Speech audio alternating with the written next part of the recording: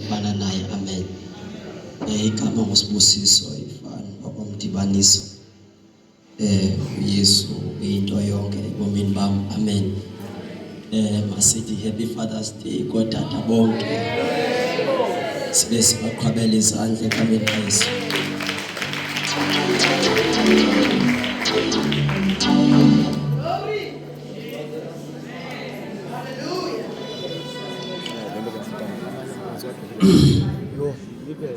Yeah, namhlanje ke ilolu suku le June 16. Ikwayiyo ke ne Father's Day. Amen. Beku June 16 ibine speaker. Siqale eFrance, qala sisihala. Saphuma sasa apha Fair Plus, kwangena ubrother wayinqotywa. Kwangena ubrother Mhlaba. Kwangena uSisilupelwane. Ekseni kwangena ubrother Febani. Ngoku yi-10 yami ngoku.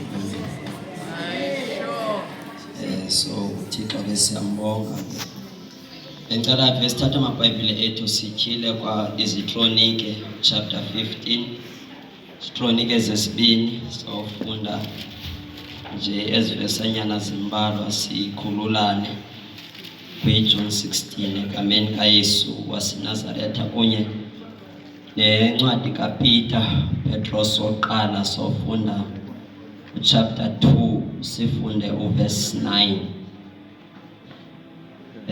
Kwalicala leziKronike sofunda iziKronike chapter 15 sizofunda kusukela kuverse 1 uyotsho kuverse 7, then sifunde iverse 1 ncwadi kaPeter chapter 2 Peter oqala chapter 2 sizofunda uverse 9, then sithandazeni sikhululeke. Khona amandla siyathandaza nathi egameni kaYesu. Kuyabonakala ukuthi zininzi nentshaba ezilapha kuthi ezivukelana nezwi lakho. Siyathandaza ke namhlanje egameni kaYesu waseNazaretha. Amen. Ekulenda sifunde kuyo kuJune 16 abantu abatsha ethi izwi lenkosi. Umoya kaThixo wamfikela uAzaria nyana kaOdede.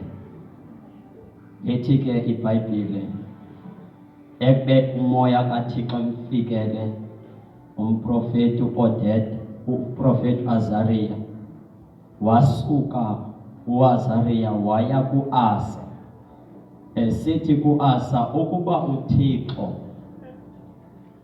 nithe namfuna nokumfumana, but uba nithe uThixo namshiya, uThixo wonishiya. Ithi ke iBhayibhile kuverse 3, ithi ke ngaloo mihla ithi izwi lenkosi uIsrayeli wayengenayo uThixo wenyaniso. Ithi iBhayibhile ingenayo nombingeleli.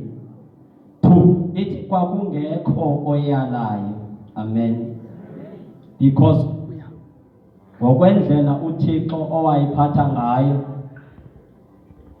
lithi izwi undlela uThixo ayiphatha ngayo kwikingdom yakhe yezulu, uThixo beba nomprofeti, abe nokumkani, abe nombingeleli. Now uThixo ngeyakhe dispensation okanye uThixo wayesebenza nabaprofeti, because ngexesha apho uIsrael wayefuna ufana nezinye izizwe besithi nabafuna ukumkani, wathi uThixo na uzikhethele ukumkani. By the time bezikhethela ukumkani, uThixo wavusa umprofeti uThixo emmisele ukuze xa elahleka lona ubizwe ngako abe nomuntu uThixo ngowakhe azokwazi ukuthetha naye. Now mase yakhiwe ke ngoku itempile, uThixo wavusa ababingeleli ngabo abebengena kwingcwele yengcwele. Futhi uThixo wayehlala ngomoya wakhe kwingcwele yengcwele. Ithi izwi lenkosi kwingcwele yengcwele kwakukhona iark eyayikuthiwa kwade kwazotywa nengilosi. ithi kwakungumbingeleli yedwa okufuneka angene enzi zibingelelo zelizwe, because umbingeleli ungumbingeleli kwayena ukwalili lizwe.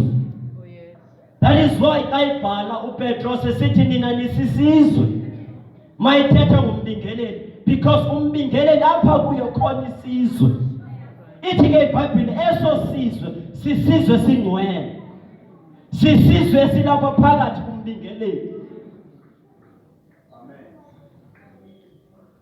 Nikhona ba? No, lithi ke izwi lenkosi uThixo wambona ba no uIsrael thetha ngabantu abatsha. Israel uthi uhamba ixesha elide. Ayithi iBhayibhile bengenayo uThixo, but uthi bengenayo uThixo wenyaniso. Ithi bengenayo umbingeleli kungekho yalayo. Wabona uJehova no mandithethe ngalona ukwazi ukundiva, because umprofeti uThixo wayekwazi umxelela into eza kwenzeka in future. Wayekwazi umvula amehlo abone into eza kwenzeka, hayi ngoba engcono, ngoyena oyekwazi uba sensitive kwinto uThixo ayithethayo. Ithi izwi lenkosi kwakhe ububi banda, kutsho incwadi yeGenesis. Ithi iBhayibhile uThixo ithi izwi lenkosi uThixo wahamba noEnoch. Now uthi maseyibhala uBlob uGeneral uJuda, uthi uThixo wathetha ngomprofeti uEnoch. Wathi uEnoch xa sejonga wathi ndiyabona in future kuza inkosi siza nengilosi. Ngelo xesha kuza ebona ifuture emhlabeni kuwa amadimoni ewela emhlabeni. Ithi izwi lenkosi amadimoni afuna intombi zabantu. But umprofeti yena wanento ayibonayo engabonwayo ngabantu. Uba nangona kungenelele amadimoni but in future ndibona second coming. Akakazalwa noAbraham, akazalwa noMoses, but mna already ndibona second coming.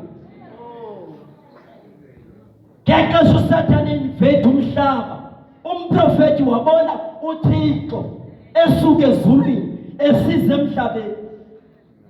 That is why uThixo ebesebenzisa umprofeti ukumthilela ifuture, kuzokwenzeka in future. Lithi izwi lenkosi inokuhamba noThixo wathi akabonakala, because wathi maseyincokola naye izulu lehla lancokola naye. Wathi maseyincokola akaqaphela into kunosense ezulwini phakathi. Ithi izwi lenkosi akabonakala emhlabeni.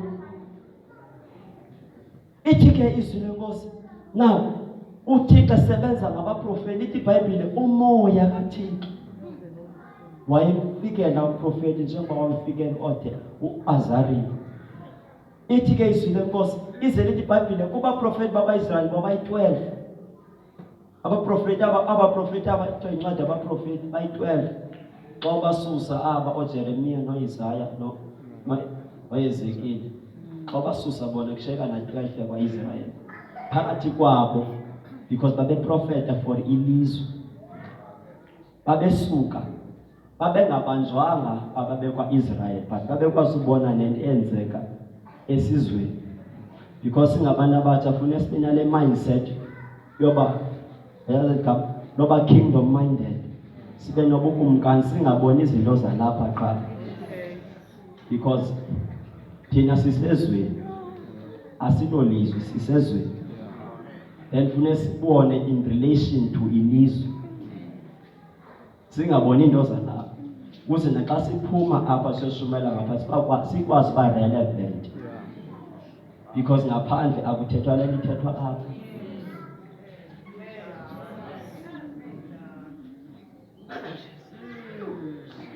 Lithi ke izwi lenkosi bobayi-12 abaprofeti bakaIsrael, uyi-1 ungumntu omnyama, uZefaniya kuthiwa umKhushi, uyedwa umuntu omnyama phaa kubo babayi-12, because uThixo uyakwazi umsebenzisa nomuntu omnyama. Kubagwebi bakwaIsrael uyi-1 umuntu ongumama, uDibhora. Uyambona uThixo indlela enza ngayo?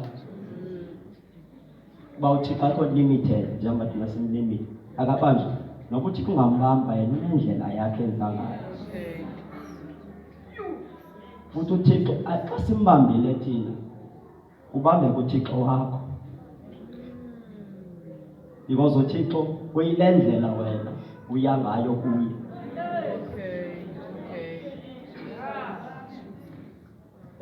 Ukhuphe ke ngoku lo Thixo uye naye kuye uThixo. Sifunda apha ke relationship yakho noThixo. Kwindlela uThixo omkhupha ngayo. Uyabona indlela iBhayibhile ebhalwe ngayo, ababhali njengebebhala, baxa bebhala thina sadonswa xa sidonswa le nto bayibhala save sothuswa kangapha. How can umuntu nje atyhilele into ezinje? Sibe nomva lo mntu wayengafani abanye abantu uwayiphila ngexesha labo ngokwendlela athetha ngayo, izinto azambulayo. Na uThixo ke wasebenza ngalo mntu Azariya. Okwesibini wasebenza njengoba abaprofeti abexesha ngoba bethetha ngomoya ka-Eliya. Wasebenza futhi ngo-Eliya, omnye wabantu abangafanga, abangabonanga ukufa u-Eli wathathwa sezulwini. Ekukholele ukuba incwadi yeRevelation kuthiwa kuzofika witnesses eziyi-2 zisize emhlabeni. Ekukholele ukuba ingangu-Enoch no-Eliya kuba zange babona ukufa bona. Funeka aze emhlabeni bazoshumayela ngabo bobabini abazange bafa. Mystery yesibhalo. Ilizwi lenkosi wasebenza ke ngaba bantu. Usebenza ngomprofeti, wasebenza ngokumkani, wasebenza ngompriest. Na uThixo wayesebenzisa umbingeleli. Amakhosi okanye ukumkani wayechaza uYesu ozayo, because uYesu owaba ikumkani. uYesu uze ezoba ilembe ngenxa yethu, but uYesu yena inature yakhe ngokumkani. That is why lisithi izwi lenkosi mase kuqokelele wonke umkhosi kaThixo sizaya kwimfazwe iArmageddon. Ithi izwi lenkosi uYesu kulapha azaba yingonyama yesixoko sakwaJuda. Akaseyiyo ilembe lesiyazi. Uvela lento uYesu ayiyo ungukumkani. Futhi noYesu ngoashumayela ngaphandle eJerusalem ebengumprofeti, mase ingena eJerusalem wathinta wangukumkani. Uthi mase imchaza uYezeki uthi uzakale uthi nansi inkosi ingena iqabela idumbu. Na wathinta uYesu wangukumkani mayingena. Mase ingena wahamba waya etempileni njengese Jerusalem. Mase ingena etempileni wathinta uYesu waumbingeleli. Wasemnqamlezweni uYesu wafa njengomprofeti. Wehla waye kwelabafileyo, uhla kwelabafileyo njengokumkani. Ngomoya wakhe wenyuka ezulwini, unyuka ezulwini uya njengombingeleli. Bathi abayithilayo wangena ngelele lakhe igazi ezulwini.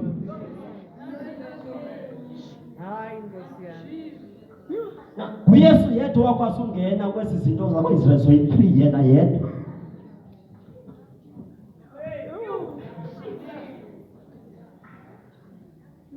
That is why kulula kwakube kulula ukuthetha nawo. Kulula ukuthetha nabaprofeti, hayi kuba bangcono. Abaprofeti bangobathi masibe nalo moya ka-Eliya, hayi ngoba funa sonke siprofete. Ndisayityhila uba why ethetha kanje, why befune kuthethwe kanje. Even uyabona iBhayibhile indlela ebhalwe ngayo, abaprofeti bebebhala ngexesha labo, ixesha labo liresembla ichaza ixesha elizayo. Because ngexesha uEnoch aprofeta ngalo lixesha elichaza second coming. uDaniel uyabhala, uYesu uthi uYesu incwadi ayibhalayo sisiprofeta but yena engengomprofeti. Uthi uYesu mase nibona isikizi, uthi lime ndaweni engcwele, uthi lokhu ufundayo makaqaphele. Because ubhala indlela abhala ngayo ibu-prophetic indlela abhala ngayo. Futhi ngexesha likaDaniel lalichaza ixesha elizayo.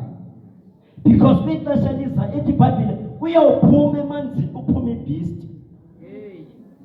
Kuphuma emhlabeni kuphuma ibeast. Ithi ke leni iphuma emhlabeni makunqule liphuma emanzini. Leli xesha uDaniel waphila kulo. Ithi izwi lenkosi sathi officials zenza isithombe, sathi bathi bonke umuntu ophaa kula mhlaba makanqule isithombe.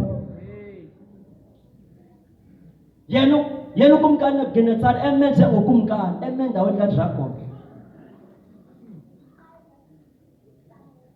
Nyandiva ko? Na, lithi ke iBhayibhile endasithi sifunda kuyo. Ithi wayengekho umbingeleli. One, abana Thixo wenyaniso. Two, abana mbingeleli. Three, ayikho imfundiso. Because izinto abehlangana nazo zamshiya umprofeti, zamshiya umkumkani, but zamkhupha umbingeleli. Kwingcwele yengcwele kwangekho okwazi ukungena ngenxa yezinto ababehlangana nazo. Wathetha ukuthi ingcwele yengcwele uThixo uyabakhumbula kwingcwele yengcwele. Uyakwazi uthetha nabaprofeti, akwazi nokumkani, but akakwazi uthetha nombingeleli ngoba akekho kwingcwele yengcwele. Because umoya ingcwele wayezokwehla, wayezovusa umbingeleli. Wayezovusa yile arm yodwa eyayilahlekile, kwakuzovuswa yona. Yiyo lena leyayidukile.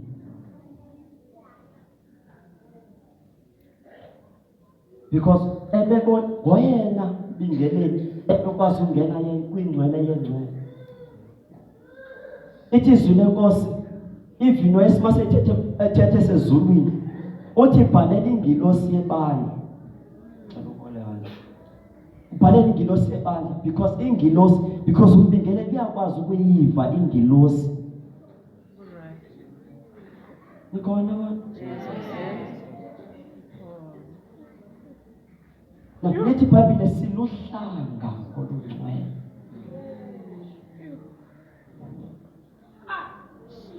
Holy nation.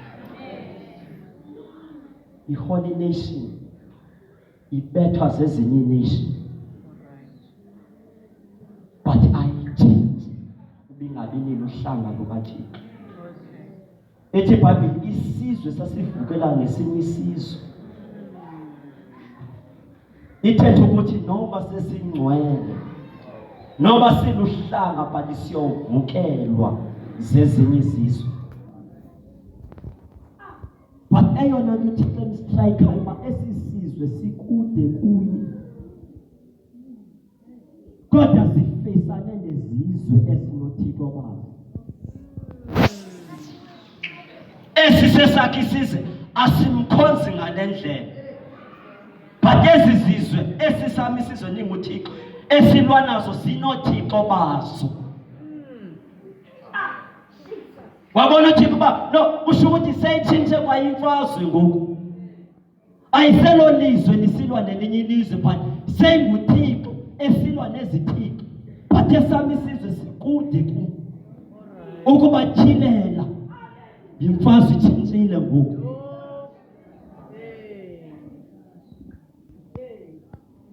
Xa isithi iBhayibhile kwathiwa wonke umuntu makanqule i-image eBhabhiloni.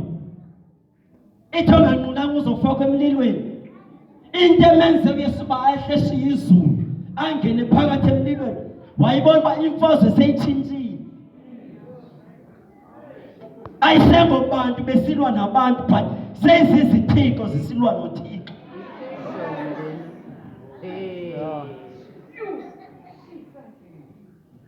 But esami isizwe sikude ku. Yabona isubstance esetshenziswayo esisibamba obhuti bethu. Amandla oba zibabambe ngoba zisuswe kwabanye oThixo. Ukuze xa zibabambe bathobele apho isubstance ivela khona. Seyitshintshile imfazwe ngoku. Ayisengobantu besilwa nabantu. Uthi uThixo ethetha noMoses uthi hamba, uthi uyoba njengoThixo kuFaro. Ngoba uFaro ayisengomuntu ngoku seyinguThixo. then mna nditshintsha wena ube nguThixo. Usilwa nomnye uThixo. Aba bantu ababanjwanga ngumntu but babanjwe nguThixo. Ndiguqula wena ukuze mawusiya kuye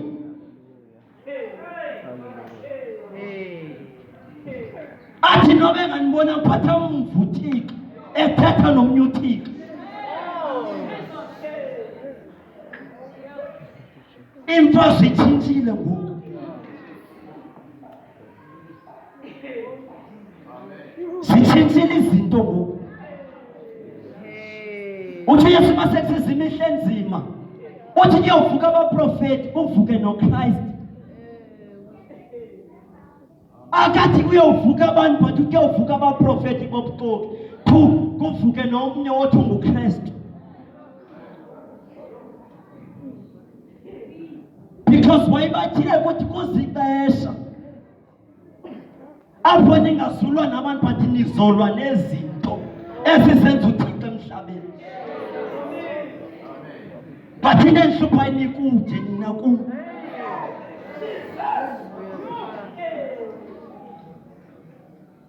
Basitshintshiwe.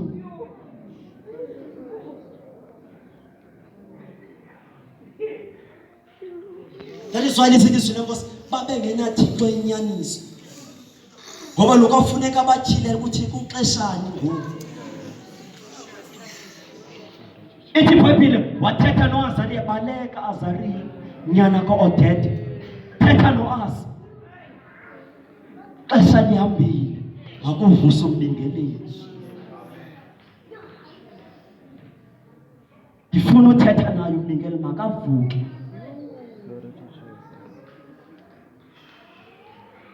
Even Moses wayengumbingeleli iBhayibhile wazalwa ngumLevi. Yamenza lonto ukuthi akwazi ukuhlala noThixo entabeni. Ithi waxa senyuka entabeni uThixo wamfihla. Uthi uThixo wayena umuntu enikwazi ukuthetha naye ubuso nobuso. Why? Umbingeleli.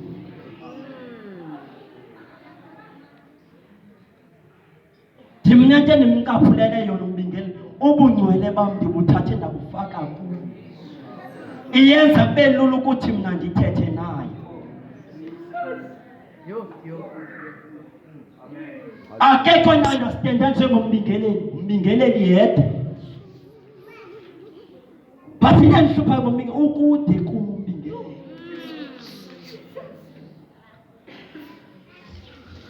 Nikhona ba? Hallelujah.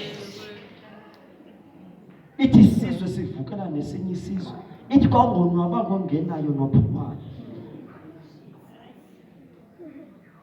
Sezinto zi3 ezazibheka.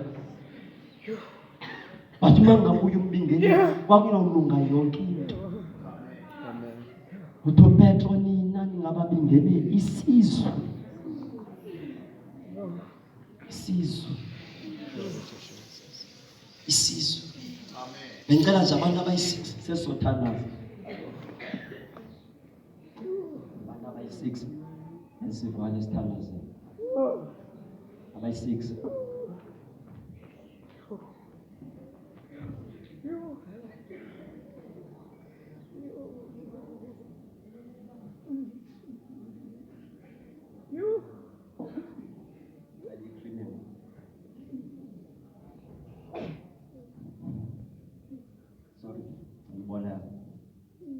Ngexesha uSathane esiwa esikwele emhlabeni uDragon nowawa esiwa nababili.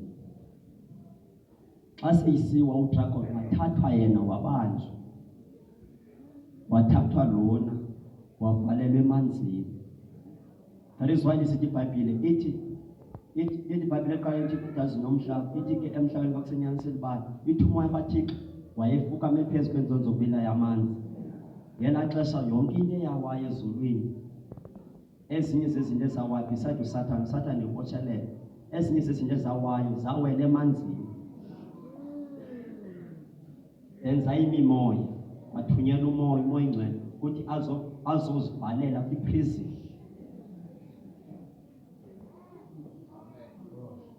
Now njengoba kusondele ukubuya kaYesu. Engicela oyi-1. Njengoba kusondele ukubuya kaYesu.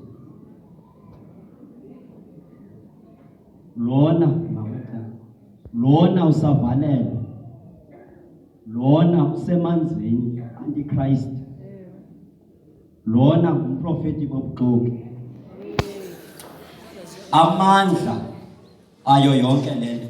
Lo ucaphula lo ukhupha amandla, wakhupha igunya, wakhupha ithrone, wayinikeza lo. Lo wakhupha amandla wanikeza lo. Ukuze nantoni lona yenzayo, xa ishukumisa izulu ishukume. Ukuze azokwazi ukudisiva abantu. But lona uvalele. But ikhona into eyikhuphileyo wayinikeza lo. Lona kwakhinda lona usemanzini uvalelwe naye. Wakhupha into wanikezwa lo. Lona usemhlabeni akavalelwanga yena.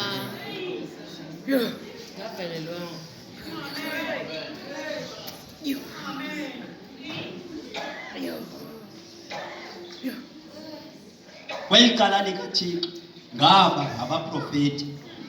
Lona ngukumkani. Lona ngumpriest. Ukumkani uthi uDaniel masechaza uthi kukhona ilitye elaphuma entabeni. Uthi lo litye lazidestroya zonke ezinye ikumkani ezavelayo. Lona uphuma emanzini. Lona uphuma entabeni. Antichrist usemanzini. uYesu ngexesha efe emnqamlezweni kwakuqethuka ilitye. Iqephuka entabeni. That is why the Bible ithi kwacima emini kwakuqethuka elo litye. But into eyenzeka after yenze yonke ngexesha lePentecost kwekuvuswa lo. Then lona njengoba ngumpriest ukwasizwe nesizwe. Sesisizwe sikaThixo. Aba boyisi because uThixo usebenze ngabo. Kusheke lo umoya ngcwele asebenza ngayo. Into ayenzayo uThixo ngoba lona uyoyiswa. Wavusa umprofeti. Isipho sokuprofeta ukuze azovusa lo. Ngenxa bokuvuke lo.